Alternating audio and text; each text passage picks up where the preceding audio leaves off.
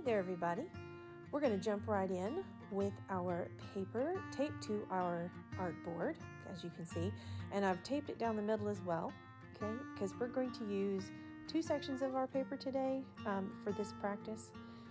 We are going to be moving some things around paint and water-wise, so we want to be able to move the board, okay?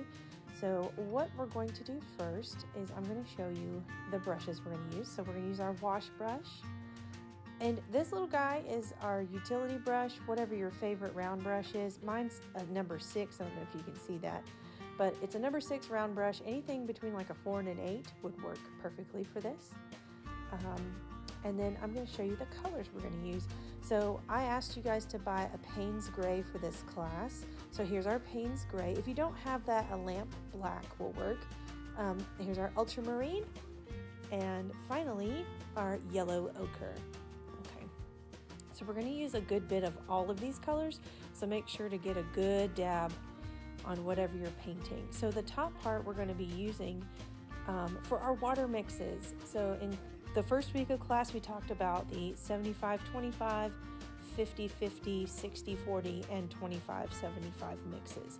So the first number in these percentages is the amount of water we're using. So if I'm saying 75-25, it's 75% water, 25% paint, and then so on and so forth. So as I'm writing these down, go ahead and do that as well. Okay. And again, we're doing the 25-75 here, okay? And actually, I realized that I have labeled one of these incorrectly. It's actually 40% water, 60% paint. I flipped it around. So let's just fix that real quick. So it's actually 40-60. I said 60-40. Now, you could do 60% water, 40% paint, but we want the paint to be a little thicker. So it's going to be 40% water, 60% paint. Okay. Alrighty. And there we have it. So now what we're going to do is take that Payne's Gray, and we're going to use a lot of this in this project today. So I would like for you to put a nice big dollop of it on your palette or whatever you're using as a palette. My palette has a bunch of paint on it that I'm using for another project, so I'm using this little plate. But what we're going to do first is our 75% water, 25% paint. So if you're starting off a clean palette, I would use probably 3 big old fat droplets of water. So there's 1, and here's 2, and here's number 3. So then I'm going to take, you can see just the teeniest bit on the tip of my brush, okay? I'm going to mix it in there, and that's still a little bit dark. So I'm going to add more water. You see there's another drop there. Still not quite thin enough. Number 2. We're getting there. We're getting close. So what you want to see when you're dragging the paint across your palette or whatever you're using, you want to be able to see what's underneath. Okay, so if you see as I'm dragging it, you can see through the clear plate and the paper underneath. It's still a little too thick because you want it to do that a lot better. Like it was just doing it when I brushed up, but now it's doing it up and down. So here we go. Here is 75% water, 25% paint. This is what it should look like with your Payne's Gray. Okay. All right. And now we're going to move on to 50-50. So again, I'm taking a clean wet brush and I'm taking a little bit more paint on the tippy top right there. And I'm just going to add that to that water. Okay. Okay, now it's looking like inky black. Okay. All right, so we're going to try this. And that still might be a little too thin, so I'm going to add a tiny bit more paint to this water. There we go. Now, here we go. Yep. That's the consistency, the opacity that you want for a 50-50 wash, okay? All right, and now we're going to 40-60. So again, you're going to add more paint. See how much slower it's moving now? That's what you want to see. You want to see it move slower and slower the more paint you add into your water. So this is going to be dark, but not intensely opaque. So you can still see a good bit of water in it. There we go. Yep. Yep. A little bit more. So that's where you get your 40-60. Okay? So we can see it's just in levels. It's getting darker and darker. All right, and now 75-25. So I want you to watch what happens with this. So we're going to get a good amount of paint, okay? So moving slower and slower. A little more here. It's almost, at this point, it's almost viscous. Because when you put it on your paper, it's black. Okay. All right, so that's what you want with your 25% water, 75% paint mix, okay? And when those dry down, you'll see just even more of a difference. Okay, so you got your 75-25, 50-50, 40-60, and 25-75. That's going to be important for today's lesson because what we're going to do is we're going to be working on a mountain scene. And so we're going to be working on background and foreground and also reflections in the water. As you can see, we've got our background, middle ground, and our foreground, okay? And we're going to be working on clouds and reflections in the water and ripples and flecks of light, okay? So a lot of techniques today, but what we're going to need to do first is we're going to need to take our flat brush and we're going to need to give this page a really good soaking. Because what we're doing, obviously, first is we're going to create our background, more atmospheric, our clouds, some of the reflections in the water first, okay? So what I want you to do is just soak that really good end to end, side to side, okay? Because sometimes dry bits of paper happen and we have to get creative to fix our mistakes. As you will see later in this video, I had a little oopsie, but we fixed it. It's beautiful. It turned out perfect. So, but just to encourage you, make sure every bit of your paper is soaked and soaked well and you're gonna have to kind of move quickly. Thankfully, this portion of the tutorial is not very fiddly. We're just doing more plopping colors on the page where we kind of want them. So don't worry too much about that yet. So as I said, here we go. We're soaking it. It needs to have just a really nice sheen on it. I don't know if you can see in the top corner, but once your whole page looks like that, I want you to take your Payne's Gray, your ultramarine blue, and your beautiful yellow ochre, if I can get it. Okay, here it is. Here's your yellow ochre. And I want you to put, like I said, some good sized dollops on your pan or whatever it is that you're using to paint with. The yellow ochre, not so much, just a little dollop will do actually, because we're not using it a ton, okay? And I love to save paint. I hate wasting paint. So if you don't have to put a ton, about that size will do. And so what we're gonna do is use that yellow ochre first, and we're gonna get about a 75-25 mix on there, okay? See how that looks where you can see through it? That's what we want, okay? And I know it looks really bright on the page, but it's gonna dry down beautifully. So we want that kind of right there, all right? And this is gonna be our sky, and this will be the reflection of the sky in our water, okay? So it says really nice and moist, so it's still moving around a good bit, all right? So we're gonna tilt it and let it kind of run free and maybe tilt it to the side a little bit. And just let it do all those lovely swishy things that wet paint on paper likes to do, okay? And then once we've gotten our yellow where we like, I want you to take your ultramarine blue, and your Payne's Gray. So I'm moving some of this Payne's Gray down that I already mixed up with water. And I'm gonna take a touch of this ultramarine blue.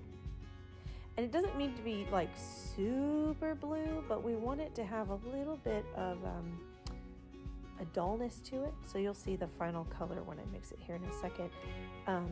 It's a gray blue. It's going to be really more subtle. Okay, so we've got just about where we want it. It might be a little too thick, so we're going to add, again, we want that 75-25 mix. And we're just going to slap that on there wherever we want it, okay? So it's the top of the sky.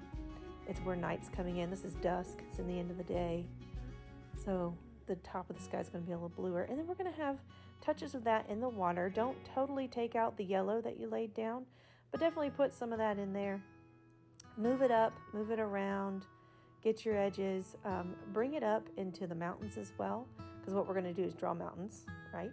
So we want some of those colors, though, to carry down into the mountains, because that actually will help it look more textured, and the colors will pop more once we start with the mountains. Okay, so what I'm going to do is take a little more of this yellow ochre, and while it's still wet, the page, I'm going to add a little bit of this blue and some more of this Payne's Gray mixture with water up there.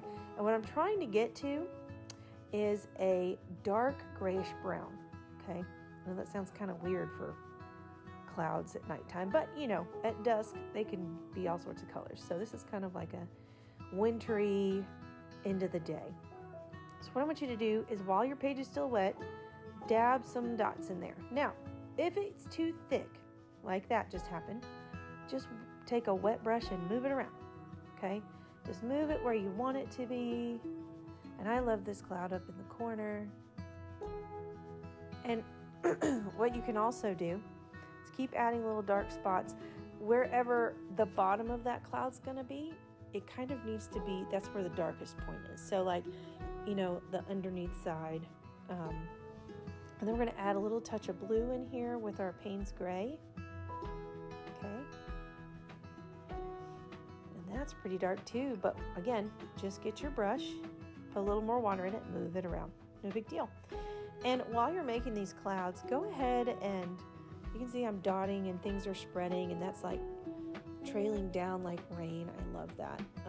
But move your brush in and out of the paint to give it a little more texture, to look a little more billowy like clouds do. And that's going to dry down where it has like layers and high points and low points in it. It's going to be really pretty. Okay, so I'm adding a little more to the bottom of this cloud because it is kind of like a rain cloud. So it's going to be, the colors will be a little bottom heavy. If it was like a really bright sunset on a beach, the bottoms of those clouds would probably be the color of the sunset because the light would reflect off of them. But since it's a rain cloud, the bottoms of those clouds are going to be dark. Okay, so keep moving that around, bring it out. Again, we don't want to obscure all this beautiful yellow that we have on the page, so we're just going to leave it there, I think. That's as far across as I probably will go with that one. Okay, and we're going to go back and make a little bit more of this. And whatever we're doing to the top of the page, we want to do something similar to the bottom. Now, it doesn't mean it has to be exactly the same, and it might be a little too intense in color, so go in and you just want it to be a couple shades lighter than whatever you're doing because it will be a reflection in the water. Okay, so I'm running into a little bit of an issue here. My page down here has dried. So, once I get moving with this cloud, I'm going to come back down and probably do something different than the example I showed you at the beginning. But again, I'm doing the same thing. I'm going in with the yellow grayish brown and the Payne's Gray and the blue mixture. And again, just moving it around, giving it lots of texture and movement. But what's going to happen at the bottom is I'm going to, where it was just ocean before, or a lake rather, I'm going to add a little more foreground, which is fine because actually we're working on depth, so that's not a big deal. And so we'll get 4 levels of color instead of 3, okay? So here I'm trying to like just even out this bottom part. So let this be a lesson. You can make mess ups, but still make pretty art out of it. So there we go, just adding a little bit of detail here and there. Happy little clouds, as our sweet Bob Ross would have said. Okay.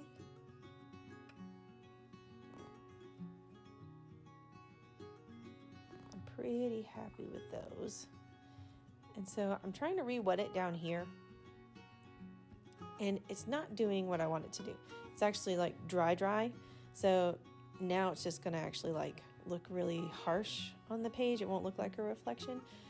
So what I'm going to do is I'm going to try and soften that really hard line on the top there with my finger. I'm just going to soften it a little bit. You can see you can do that kind of stuff. But it doesn't matter because at this point I'm just going to make it like I said, I'm going to make it part of the foreground. Okay, look at our clouds up there though. Oh, those are yummy. So you know the drill. At this point, we're going to pull out our hairdryer.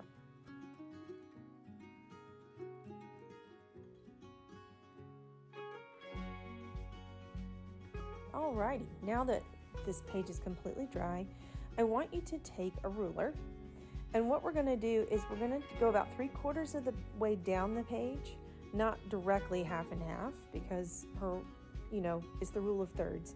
You want to leave kind of like a third in the middle for its own interesting thing. So it's about 3/4 of the way down, or a third down, 2/3 of the way down. And so I drew a straight line because that's my horizon, and now I'm just going in and I'm drawing mountains, okay? And so I drew one across, and then there's another one that comes all the way across here, okay? Then I'm going to start at the high point on the other side of the page, right below that second line I drew, and I'm going to draw a third one that just comes and reaches over here, okay? So, really, really fun. I love drawing mountains and water. It's one of my favorite things.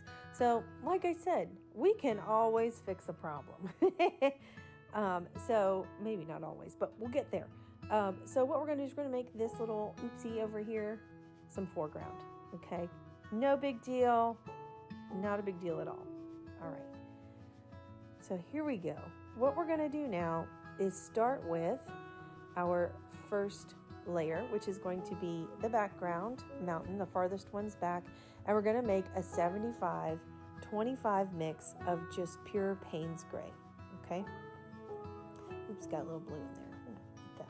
Just want the regular Payne's gray 75-25 mix, okay? And don't panic if you get it on the page and it's a little darker than 75-25. Just get clean water and put that water on the page with it, and just move it around, move your paint around. You're in charge. Don't ever panic, because you are the boss.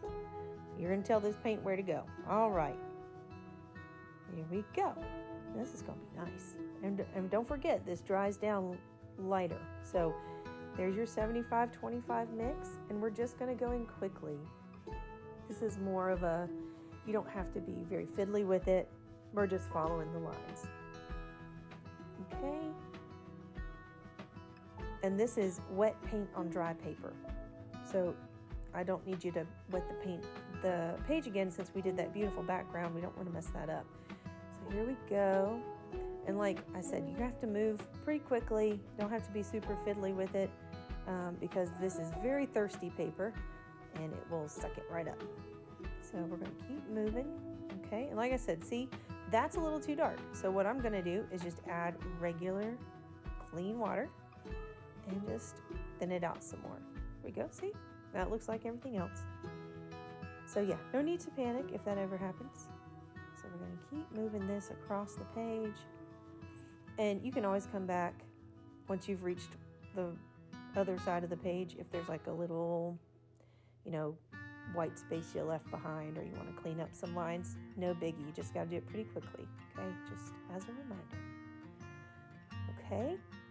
And you can see that other side all the way over at where we started is already starting to dry. That's what I say that's what I mean when I say this is very thirsty paper. Okay. So that's awesome. Look at that, you guys. All right. So at this point, we're going to do 50-50 next. However, first, what we need to do is we need to pull out our hairdryer.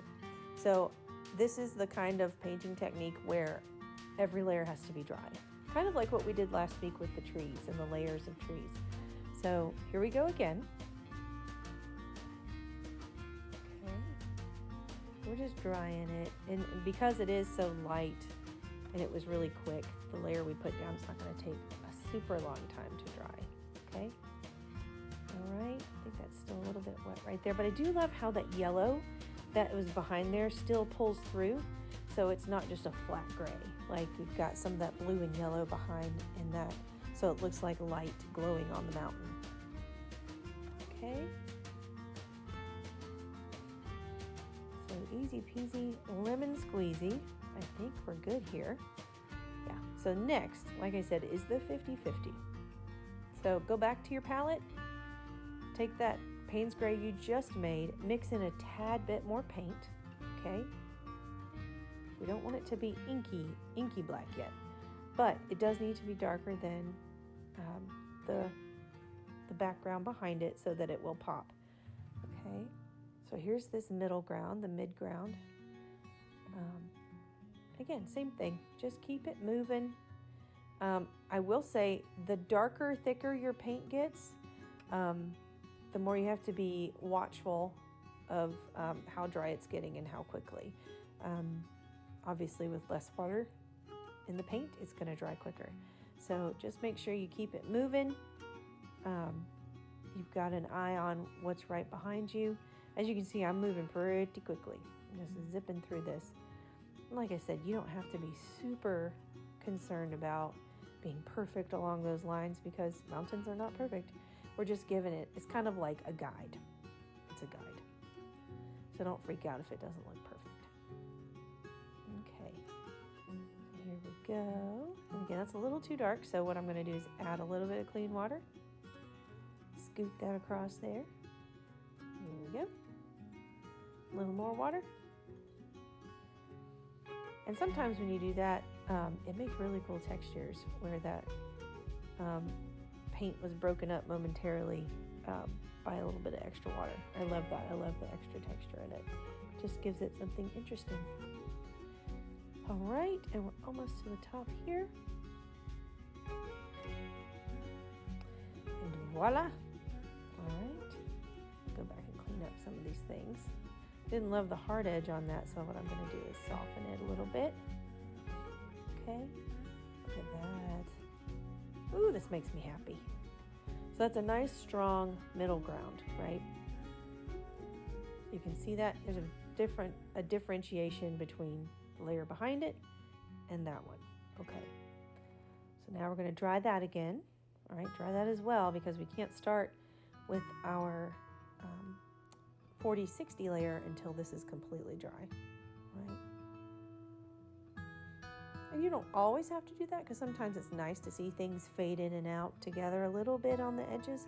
But for this exercise today, because we are learning how to create depth in an overall painting, it's just better to learn it this way first, and then we'll get into that kind of stuff later in the fourth week of our class. Okay, so that's nice and dry. So what we're going to do now is we are going to take, we're going to take a moment to retape this, I think. Yeah, it's a little bit messy. Sometimes that happens, guys, but it's no big deal. All you have to do is do exactly what I'm doing. Just give it a little extra tape to hold it down, okay? It'll be fine. No big deal. This is just a practice. This is a good practice piece. All right. Okay, and let's do that on the side as well. Here we go. Okay, everything's looking good. Okay. Now, that is dry. So what we're going to do is head to our 40-60 mix. Okay? Here we go. So, take up your paint again, once again, and just that mix that you've been working on or working with, just add a little more paint to it. And this is why I love Payne's Gray, because it also has like hints of when you separate it with water, or it's in more concentrated doses, this definitely looks more like gray or black, but there's like a blueness to it that I love. And when you like really disperse it, it has a little bit of brown and blue. It's just got a couple of different pigments that make up a Payne's Gray, so it's really nice. I love working with it just because it's pretty versatile. And it goes with a lot of things because it does have several pigments in it to make up that gray. Right, here we go.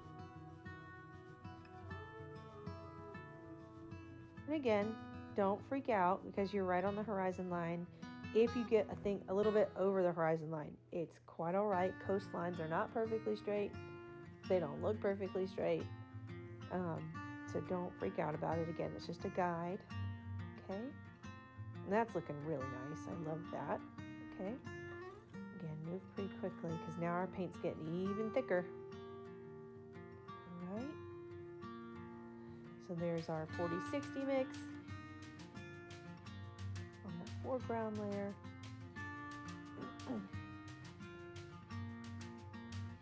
Actually, that might be considered the middle ground because the foreground is right at the bottom in the front. Could be foreground, I guess, with the other two sitting behind it. But anyways, it's the next one. We've finished the third layer, and there's one layer left. So go ahead and move through there. If you've got any other little extra things that you want, if you need to put a little extra paint in there to give it a little more oomph, papa, little pop, if you will. Yeah, just add a little extra if you need to. Now I've got some good separation there, especially along that thinner part of the coastline between the middle ground and this layer.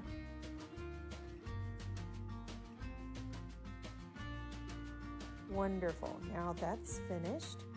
We're going to move on from our 40-60 to our 25-75, and that's going to be this new little layer in the front. Because we were just going to do 3, but then happy accidents happen, and so we're going to do a 4th. So now we're going to take on this lovely 25-75. So let's watch, okay? This is almost going to be viscous, you guys. So again, it's very inky, very, very, very, very, very dark. But it also needs to like move as slow as possible. Like, you know, you can see that 75-25 over on the other side of the pan. It's just jiggling around. It doesn't need to jiggle. We need it to be thick and black and very opaque. Okay, here we go.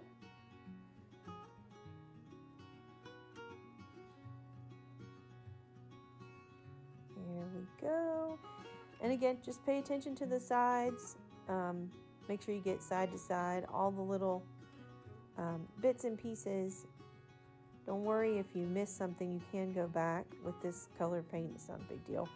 But yeah, and follow along the lines. Again, the lines are guides, not necessarily rules. This is art. I don't really get upset if someone does something on their own. It's kind of like, here's guidelines, but please create and do whatever you feel like doing. So if you want to make this little foreground, give it little wispy cattails or something, or make tall grass or whatever, please feel free to do so. Again, these lines that we've drawn here are just kind of guides, so don't freak out if you go over them a little too far.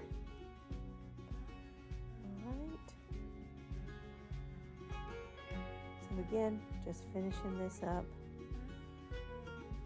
And what's nice about working, this is one of my favorite things about this particular mixture of paint and water, is that you can go back and like mess with it, scrub it around, move it, and it creates some really interesting pieces to look at, interesting pieces of the picture.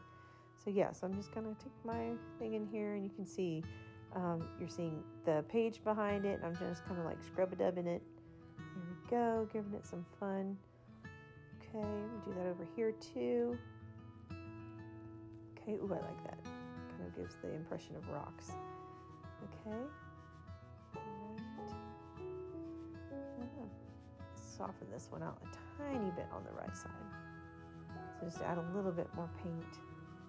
And then just move your brush around again to where you're happy with the texture that you've created underneath.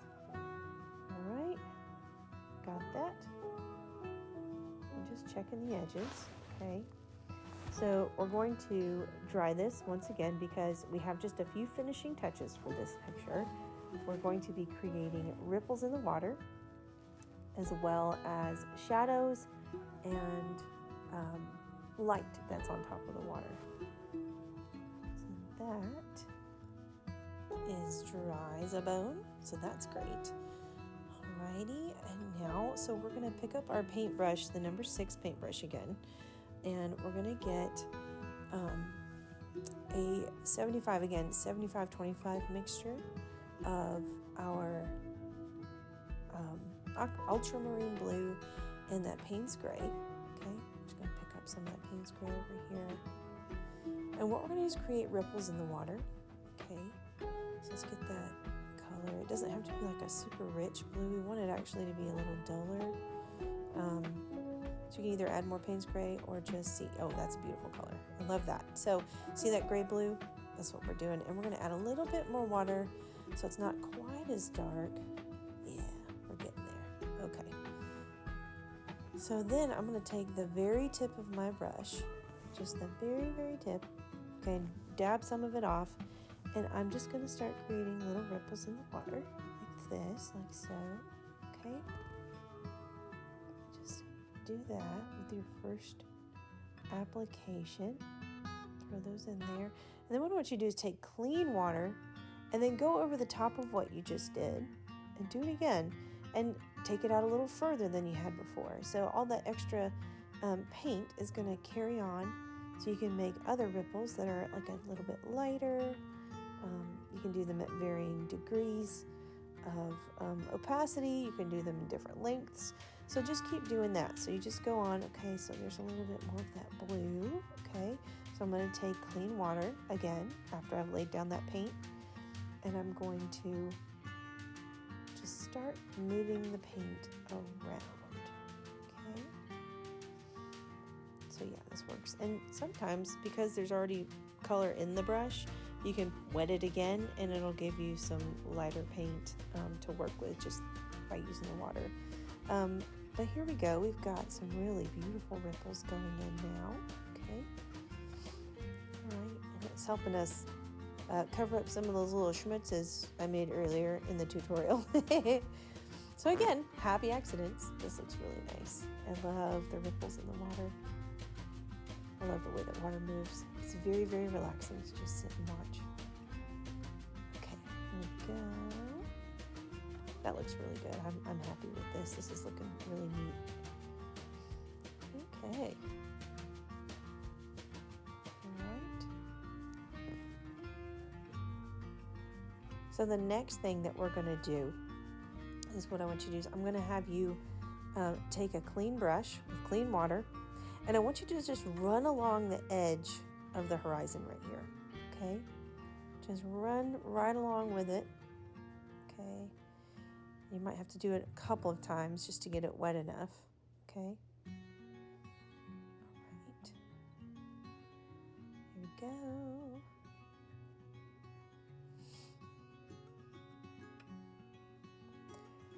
Nice. And you're going to start to see some of the paint, if it's, sometimes it's malleable, sometimes it's not.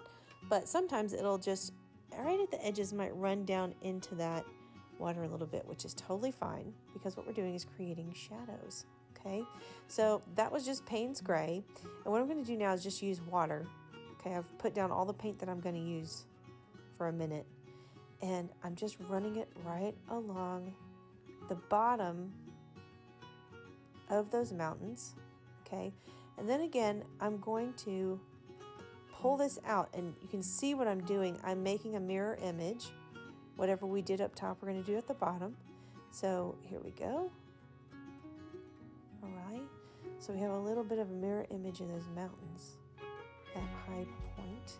And again, that's as much paint as I'm going to lay down. Now I'm going to take water, and I'm just going to move it around. I'm going to create reflections of the mountains in the water by doing that.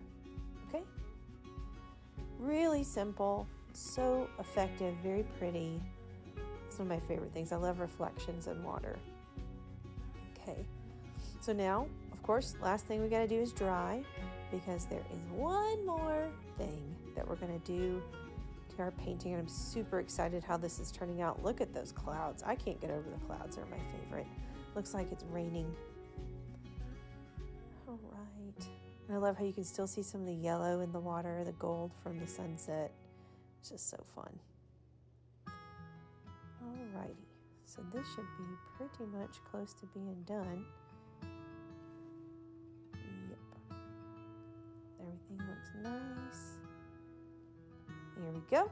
All right. Now that this is dry, yes, dry, I'm going to take my X-Acto knife, okay?